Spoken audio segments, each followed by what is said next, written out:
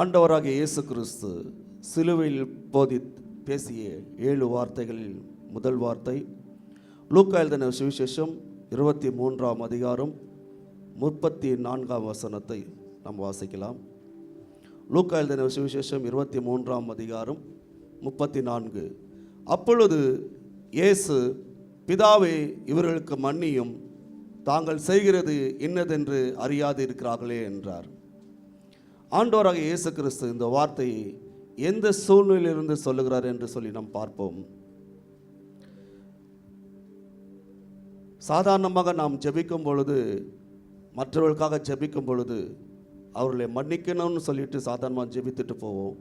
ஆனால் ஆண்டவராக இயேசு கிறிஸ்து இங்கே சொல்லனா வேதனையோடு கூட தலையிலே முள்கிரீடம் சூட்டப்பட்டவராய், கைகளிலும் ஆணிகளிலும் கால்களிலும் ஆணிகள் கடவப்பட்டவராய், உடம்பு முழுவதும் சாட்டையினால் அடிக்கப்பட்ட சூழ்நிலையிலே சிலுவையிலே தொங்கிக் கொண்டு சொல்லனா வேதனையின் மத்தியிலும் இந்த வார்த்தையை சொல்லுகிறார். பிதாவே, இவர்களுக்கு மன்னியும். ஏன் இந்த வார்த்தையை அவர் சொல்லுகிறார்? ஒருவேளை அவர் ஜெபிக்காமல் இருந்திருந்தால் இந்த பாவத்திற்குண்டான தண்டனையை நாம் பெற்றுக்கொள்வோம். ரோமர்கள் எழுதின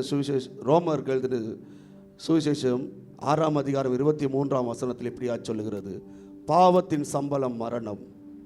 ஒருவேளை ஆண்டவராக இயேசு கிறிஸ்து நமக்காக அவர் ஜெபிக்காமல் இருந்திருந்தால், அல்லது பிதாவை நோக்கி வேண்டிக் கொள்ளாமல் இருந்திருந்தால், அந்த மரணத்துக்குள்ளாய் நாம் கடந்து போவோம். அவர் ஜெபித்ததினாலே அந்த பாவத்தின் சம்பளமாகிய மரணம் நம்மை விட்டு நீங்கி இருக்கிறது. மனிதன் பிறப்பதும் இறப்பதும் மனிதனுக்கு நியமிக்கப்பட்டிருக்கிறது. ஆனால் பாவத்தின் சம்பளமாகிய மரணம் நித்திய மரணம். அந்த மரணத்திலிருந்து நம்மை விடுவிக்கும்படியாக தான் ஆண்டவராக இயேசு கிறிஸ்து இந்த பாடுகள் வழியாக அவர் கடந்து போகிறார். நாம் செய்த பாவத்திற்காக நாம் மரிக்க வேண்டிய இடத்திலே இயேசு நமக்காக நம்மேல் வைத்த அன்பின் நிமித்தமாய் இயேசு இன்று சிலுவையில் அடிக்கப்பட்டிருக்கிறார். ஆண்டவராக இயேசு கிறிஸ்து தாம் காட்டி கொடுக்கப்பட்ட நேரம் முதல் சிலுவையில் அறையப்படுகிற நேரம் வரைக்கும், அதாவது 6 மணி நேரம் இயேசு என்னென்ன பாடுகள் பட்டாரோ அதை எல்லாம் ஏசாயா 53ஆம் அதிகாரம் முழுவதிலும் அங்கே சொல்லப்பட்டிருக்குது. ஏசாயா தன்னுடைய அதிகாரத்தில் அவர் சொல்லுகிறார்,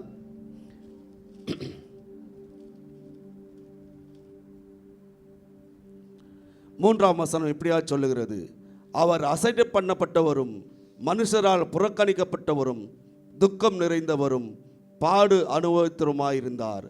அவரை விட்டு நம்முடைய முகங்களை மறைத்து கொண்டோம். அவர் அசட்டை பண்ணப்பட்டிருந்தார், அவரை எண்ணாமல் போனோம்.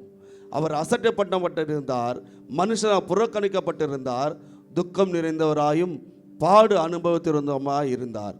அதே போல 7ஆம் வசனம், அவர் நெருக்கப்பட்டும் ஒடுக்கப்பட்டும் இருந்தார், ஆனாலும் தம்முடைய வாயை அவர் திறக்கவில்லை. அடிக்கப்படும்படி கொண்டு போகப்படுகிற ஒரு ஆட்டுக்குட்டியை போலவும், தன்னை மயிர் கத்திருக்கிறவனுக்கு முன்பாக சத்தமிடாது இருக்கிற ஆட்டை போலவும் அவர் தம்முடைய வாயை திறவாது இருந்தார். அன்றைக்கு கெத்செமனே தோட்டத்திலே ஜெபம் பண்ணி முடித்த பின்பு யூதாஸ் காரியத்தினால் காட்டி கொடுக்கப்பட்ட நேரம் முதல் இன்றைக்கு சிலுவையில் அறையப்பட்ட இந்த நேரம் வரைக்கும் அவர் எப்படி இருந்தாராம்? வாயை திறக்காத ஆட்டுக்குட்டியை போல இருந்தார். தன்னை அடிக்கப்படும்படி கொண்டு போடுகிற ஆட்டுக்குட்டியை போல இருந்தார். அவரை நிந்திக்கிறார்கள், அவரை ஏளனம் பண்ணுகிறார்கள், அவரை கேலி பண்ணுகிறார்களா, அவரை அடிக்கிறார்கள், ஆனாலும் கூட அவர் வாயை திறக்கவில்லை. காரணம், அவர் 12ஆம் வசனம், அவர் தம்முடைய ஆத்துமாவை மரணத்தில் ஊற்றி அக்கிரமக்காரரில் ஒருவராக எண்ணப்பட்டு அநேகருடைய பாவத்தை தாமே சுமந்து கொண்டார் என்று சொல்லப்பட்டிருக்கு. நம்முடைய பாவங்கள் எல்லாம் அவர் சுமந்து கொண்டபடினாலே அவர் அக்கிரமக்காரராக எண்ணப்பட்டு இன்றைக்கி சிலுவையில் அறையப்பட்டவர்களாக இருக்கிறார். அப்படித்தான் இப்படிப்பட்ட செயல்களால் சொல்லப்பட்ட பிரகாரம் தான் இயேசு இன்று சிலுவையில் அறையப்பட்டு இருக்கிறார். இப்படிப்பட்ட சூழ்நிலையில் தான் பிதாவை நோக்கி ஜெபிக்கிறார், பிதாவே, இவர்களுக்கு மன்னியும் என்று சொல்லி. இவர்கள் என்று சொன்னால் யாரெல்லாம் இதில் காணப்படுகிறார்கள்?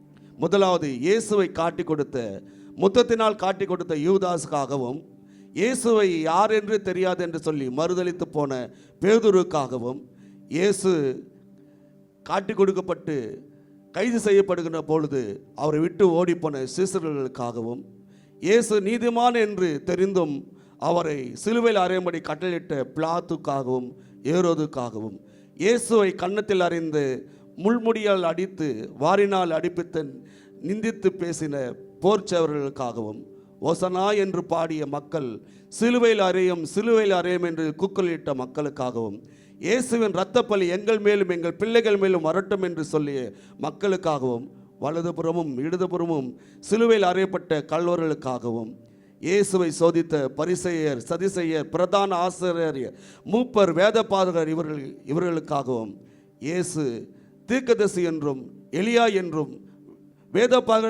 யோவான் என்றும் சொன்ன மக்களுக்காகவும் இயேசு இந்த மன்னிப்பின் ஜெபத்தை பிதாவிடத்தில் ஏறெடுத்தார்.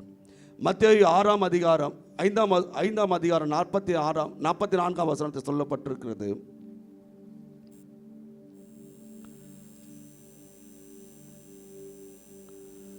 மத்தேயு 5:44, நான் உங்களுக்கு சொல்லுகிறேன், உங்கள் சத்துருக்களை சிநேகியுங்கள், உங்களை சபிக்கிறவர்களை ஆசீர்வதியுங்கள், உங்களை பகைக்கிறவர்களுக்கு நன்மை செய்யுங்கள், உங்களை நிந்திக்கிறவர்களுக்காகவும் உங்களை துன்பப்படுத்துகிறவர்களுக்காகவும் ஜெபம் பண்ணுங்கள் என்று சொல்லி இயேசு தாம் வாழ்ந்த காலத்திலே சீசர்களுக்கு போதித்தார்.